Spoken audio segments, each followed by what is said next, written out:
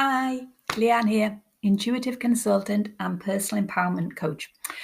Today, I want to give 10 tips for those who either are looking to have an intuitive consultation or a psychic reading, if that's what people want to call them, or people who already do have, but maybe they could just do with kind of rethinking the process a little bit. It's because it's not as simple and as straightforward as it appears. Now, my whole life is filled with bits of paper with stuff written on them. I'm always writing down quotes. I'm always making notes. And I've written my 10 pointers down just so that I get them in the right order, because I'm not a linear speaker. I'll go off at a tangent at the drop of a hat. Right then. So if you are a person who's deciding to have an intuitive consultation or a psychic reading, I call myself an intuitive consultant. I am not a psychic. I am not a fortune teller. I do believe there is a difference, but it doesn't matter, whichever one you prefer to call it. So the first thing I have on my list is, if we're going to look to have an intuitive consultation, we need to decide why. Why are we having this? It's all very well just saying, right, I'll willy-nilly go and book a consultation with them because other people have said they're good. We have to say, well, why am I having it? If customers come to see me on a one-to-one basis, and quite often, two people come at once, they don't share a consultation, they have a private consultation.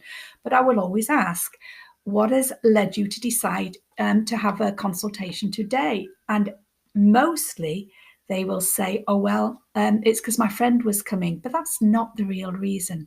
It never is the real reason. Or people say, well, I don't know, I don't have a reason, I just decided. I'll also ask them, have you checked out my website? If it's a new customer, I will say to them, did you check out my website before you made the booking? Is the service I offer the one you want? And they usually say, well, no, I just thought you were a reader. And that's the thing, okay, but we'll come to that later on. There isn't just one generic bog standard consultant that just delivers one generic bog standard consultation.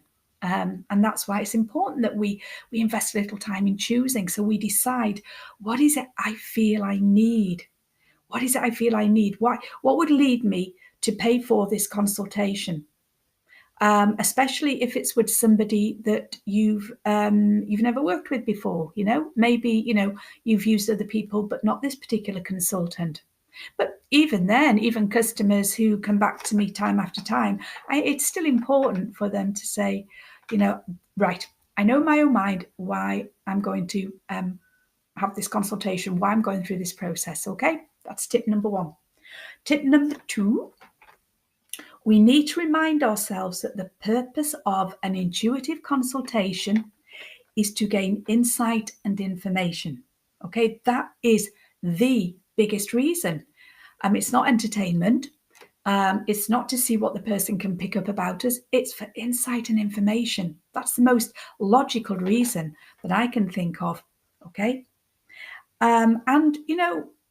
In gaining information and insight, we get a sneak preview into some of the possibilities and potentials that are coming up. And so, we could maybe just ask for predictions and, see what is given to us and then digest it afterwards. Or we could ask specific questions. Okay. But we have to remember that the purpose of a consultation is to gain insight and information. And we need to then be open to that. Third tip, hint. Choose your consultation carefully. There isn't just, again, one bog standard consultation. If you go online and you check out intuitive consultants, I can't remember how many pages there were last time I looked, which was a while ago. I think there was at least 16 full pages came up on Google that I saw. And of course, I will be in there amongst them. And so you might ask, what is the difference between a psychic and an intuitive consultant? Well, they both predict. But, after 20 odd years in this business, over 30,000 consultations, after all the various experiences I've had, I used to go out giving group bookings, which I no longer do. I did that for years and years. I haven't done that for a while. I've been on radio, I've been on stage, I've written for publications in the good old days before the internet was the thing. I had also worked on those telephone lines that used to be advertised in all of women's magazines. And I have to tell you, I hated it. I hated it. In those days, and we're going back a long time, people were paying £1.50 a minute, which was added to their phone bill. And it wasn't great. I am not saying that everybody who worked for those companies wasn't adept at what they did, but let's just say quite a big percentage of them weren't. And let's just say that it was the same kinds of people phoning again and again, and usually in desperation. I actually worked for them about 3 times overall. And I'll be honest, I only did it for the money. I mean, my work is my job. It's the same as everybody else. You earn a living. But in the third time I quit, I would never go back. I would rather have lived in a cardboard box and eaten out of bins than gone back to do that work. Anyway, the internet, became a thing then and took over. So where was I? See how I go off at a tangent. But it's choosing, excuse me, it's sliding off my head. Choosing, the consultation that works for you. So, yes, I remember now. The point was, what's the difference between an intuitive consultant and a psychic? Well, it depends. It's how they present themselves, okay? An intuitive consultant, well, this is my explanation, is somebody who will offer predictions, but they will also offer insights and guidance. And they will say, if you take this pathway, that's what will happen. But if you take that pathway, that's what will happen. And even though it's 2017, people will still say, it's ridiculous. Nobody can predict the future. Well, we know that we can. It's not just me that does this stuff. There's loads of other people. And I know that my line of work is awash with drama queens and con artists. I know that. And that is what's given it such a terrible reputation. Just a little story on that line. Years ago, I also worked, forgotten about this, I worked on eBay in those good old, bad old days. And I was so glad in the end when eBay said that we can't have these, we can't have these kinds of service on here anymore. We're getting rid of them. A lot of people were devastated. I have to say, I was probably quite relieved. Because it was hard work. I met some lovely, I came across some lovely people. I never met them, but I also came across a lot of people who are akin to the kinds of people that were going on the telephone lines years gone by, people who were lost, people who were stuck, people who were in an incredibly negative place, and people who were used to having something for nothing because it was eBay. And of course, it was all typed in then. And I learned, although, I worked so hard, and I developed really good customers who still come back to me to this day. It was so hard to be able to actually express what you're trying to say to this person in the written word. I have a very dry sense of humor, and sometimes that wouldn't come across as humor. There was a good thing about it, though, that if customers came back to me, which sometimes they would, going, you said this, that, and the other, I could go back and just read, because I never emptied my inbox and my sent box. They were always, there. I could go back and find that consultation. And every time that happened, the customer was not remembering it accurately. It didn't happen all the time, but on the occasions it did, the customer was not remembering it accurately. That was a good thing, because you could go back and check. Nowadays, I record everything's, verbal, so it's their audio recordings.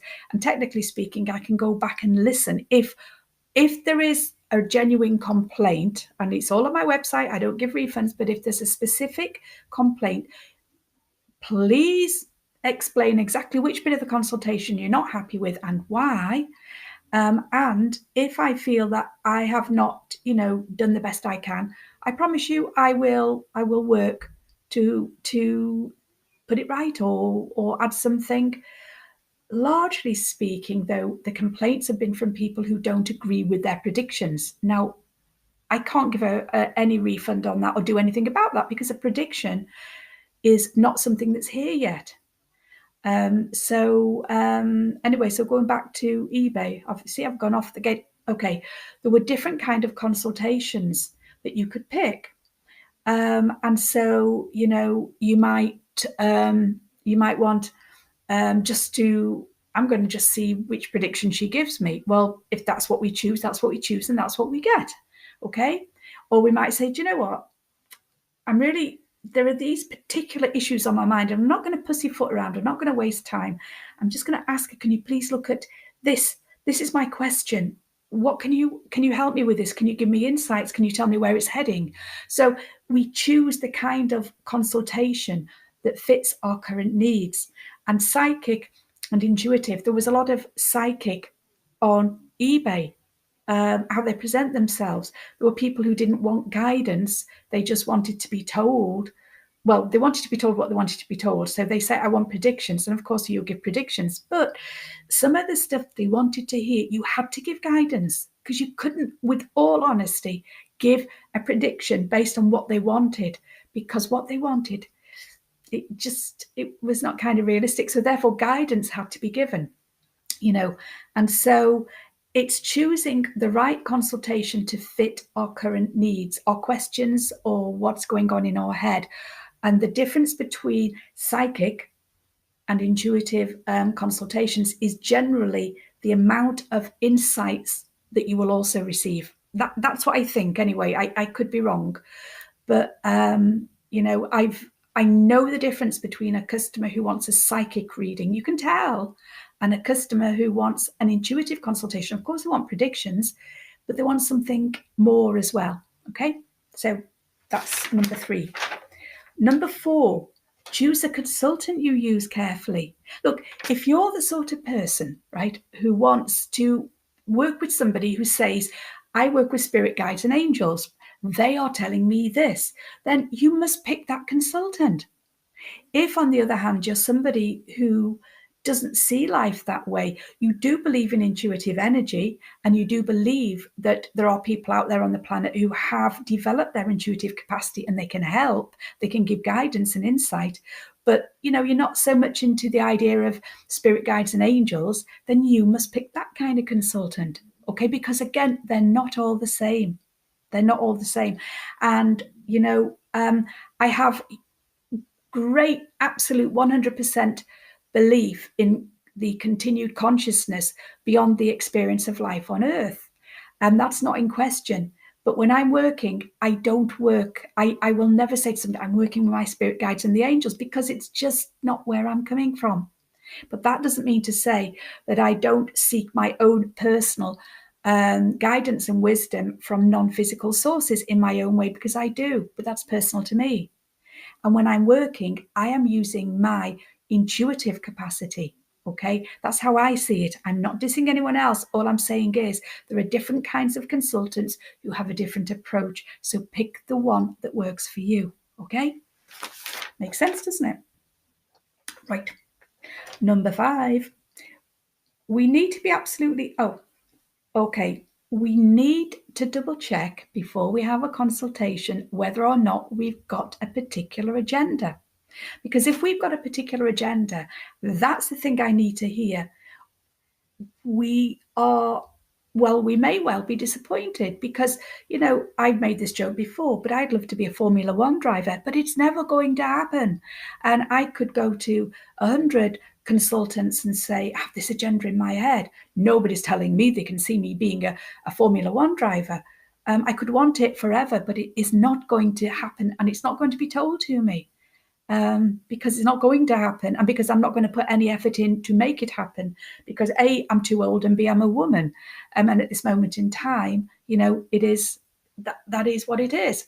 So I'm being a bit flippant there, but you understand, because yes, there are people who do go with hidden agendas, and they might say to themselves, either they might kid themselves, or they might know exactly they've got a hidden agenda, but they're keeping it secret because they want to see whether or not the consultant picks up on it.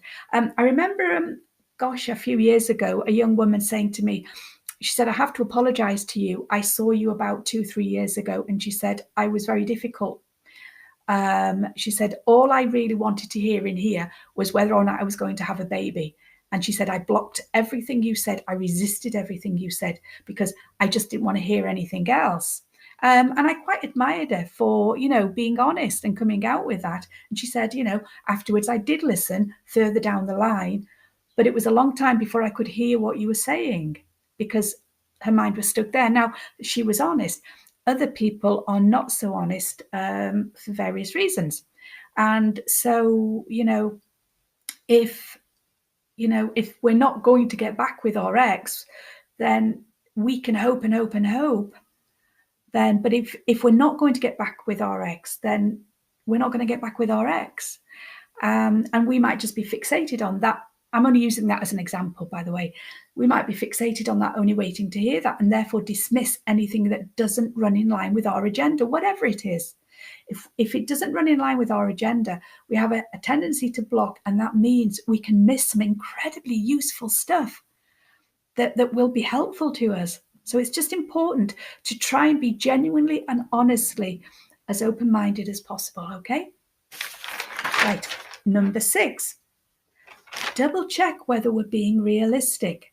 Now, this is a toughie. I'm going to take these off now because they're annoying me. This is a toughie because our heart wants what our heart wants when we want it. But sometimes we're really not being realistic. And so I'll give you an example. Of course, a lot of people come to me for relationship consultations. That's a biggie.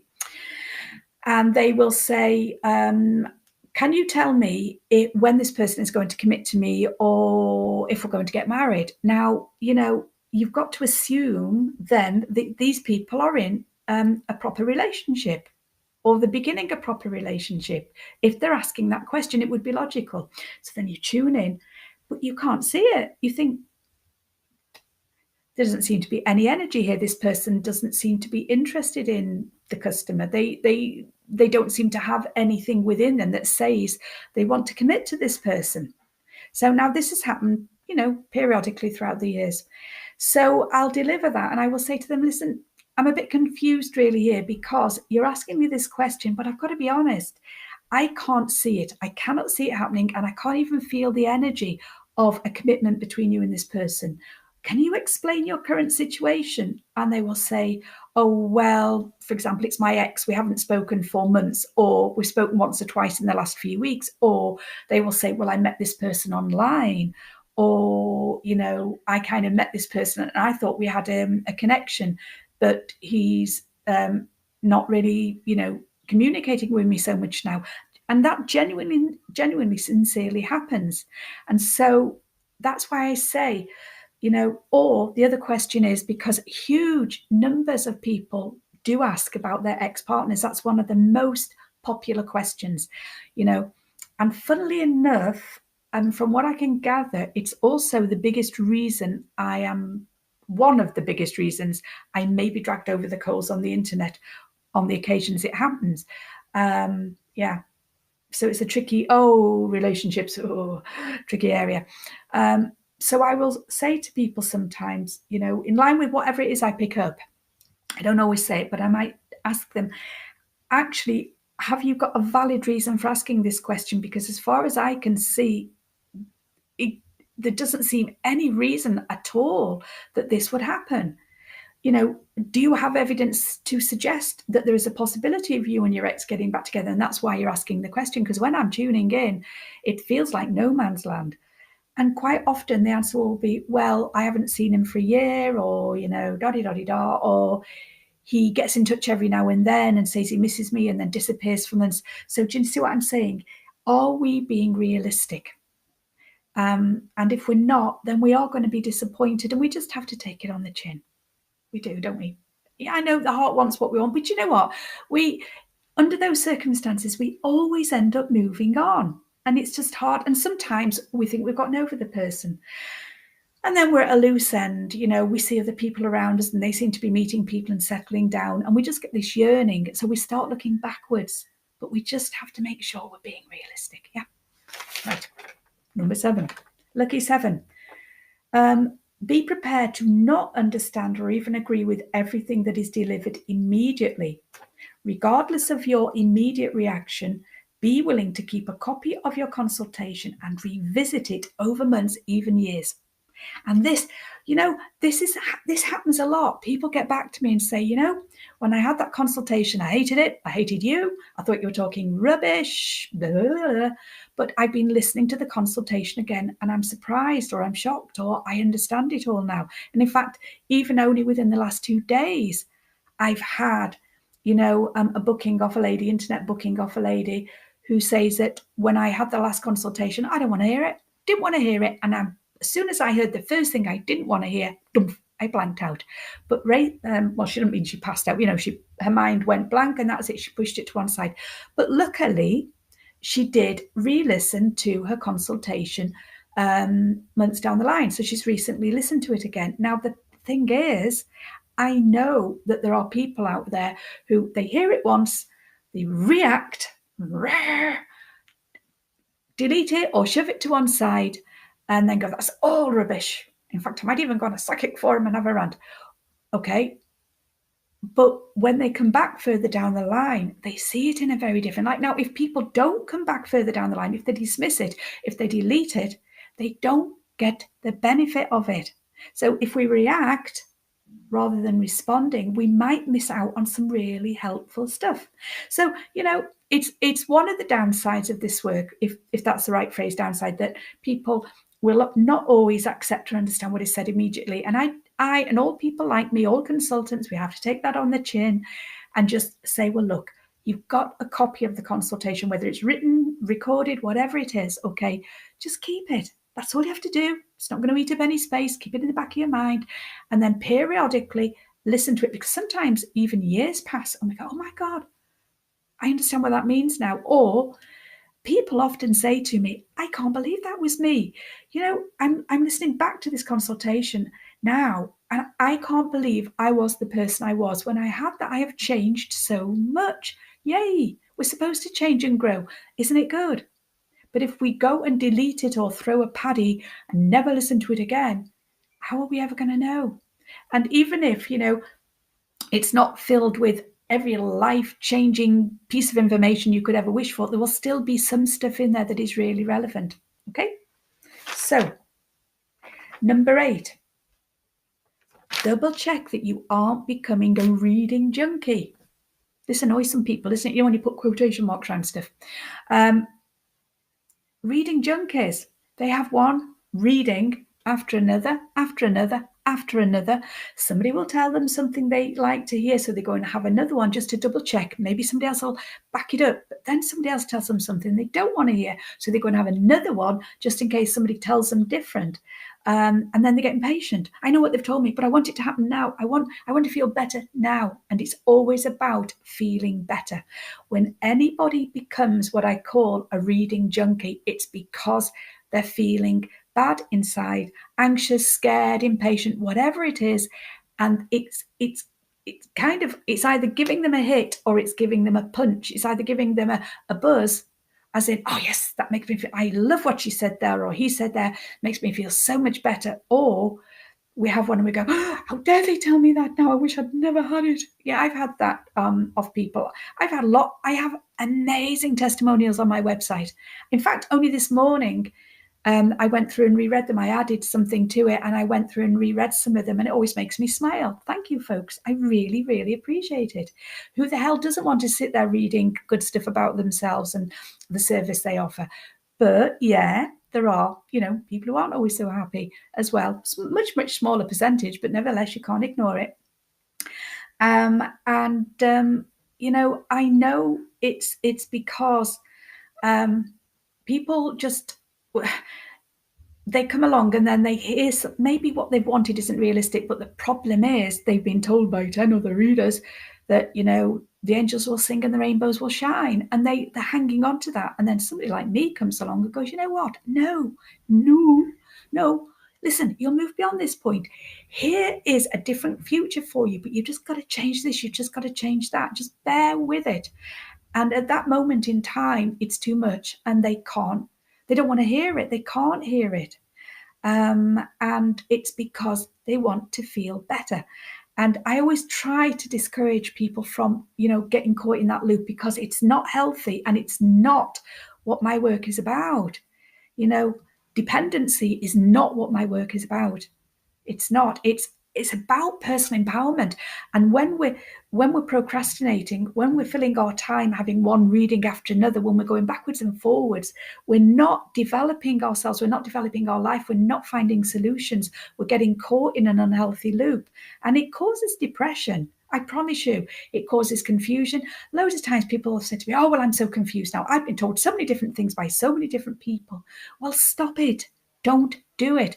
So if you find somebody who has got a very good reputation overall, don't just listen to one or two people, listen to a number, okay, get different perspectives. But if generally speaking, that person seems to be okay, they do seem to deliver some common sense stuff, their predictions do seem to make sense over time, even if we don't want to hear them at the time, then, you only need to go when you need to go. You only need to have a consultation when you need to have a consultation. If it's becoming, a habit, then something's not right. Okay. Right. Number 9. Is there something else I want to add on to that, by the way, before I move on? No, number 9. Now, this is an important one from the consultant's point of view, but also from the customer's point of view. So here it is. If someone is publicly criticizing a consultant or reader online, remember that unless you have access to the consultation and to all the communications between the consultant and that person, you are not in a position to judge. Because, I know from experience, and I know of other consultants who've had exactly the same situation, that somebody will, they won't come to you, or they won't just come to you. They won't come to you reasonably and say, could you look at this for me? Or I'm not sure, they might come screaming at you, as in with a dramatic email, or sometimes they don't even do that. They just go straight to the computer, straight online. Okay. And they will throw this thing out there. Now, I know from experience that they always miss things out. They never tell the truth. They never tell exactly what they've said. They don't show copies of the emails they've sent to the consultant. They don't make the consultation public to people, because this is the way I look at it, that if there's a complaint, if we're going to spread it all over the internet, then what we've done is we've removed our own right to confidentiality. Now, very few readers are actually going to go online and kick back. On occasions I have responded if the situation has been big enough. I don't know. I don't care if anyone goes on the internet and says, oh, she should be burned at the stake, tarred and feathered and led naked through the streets. To be honest with you, it doesn't bother me, because, if you're on the internet, you're going to get haters and you can't please everybody, and, you survive them. But on the odd occasions, I've thought, you know what? No, I'm going to respond here. And I'll respond in a way that I get so that some good comes out of it. There's some positive or something productive comes out of it. And also because, you're going to say, hang on a minute, wait, if you're going to tell the story, tell the whole story and tell the truth, or don't tell it at all. Okay. And so, of course it's important to listen to people's views and opinions. Of course it's important to check people out and say, well, hang on a minute, I've seen this reader here, but these people are saying not very good things about them, so maybe I'll give them a miss. Absolutely fine. But just see the broader picture, okay? If it's somebody that's getting a number of complaints, but other people are defending them and saying, well, hang on a minute, yeah, no, I found them to be very good, or everything they told me came to pass and it all made sense to me, then you can think, well, okay, it's horses for courses. Then also look at the types of people who are complaining and look at what the nature of their complaint is. So is it a uniform kind of thing? Are they saying the same stuff? So it could be that particular consultant is just not good for them. Is it a certain type of person with a certain type of complaint, which means that, that the complainer is looking for something else, is looking for something that can't be delivered. Now, this recording is going to finish in a minute. I talk forever, so I'm afraid number 10 is missed, but I'm going now.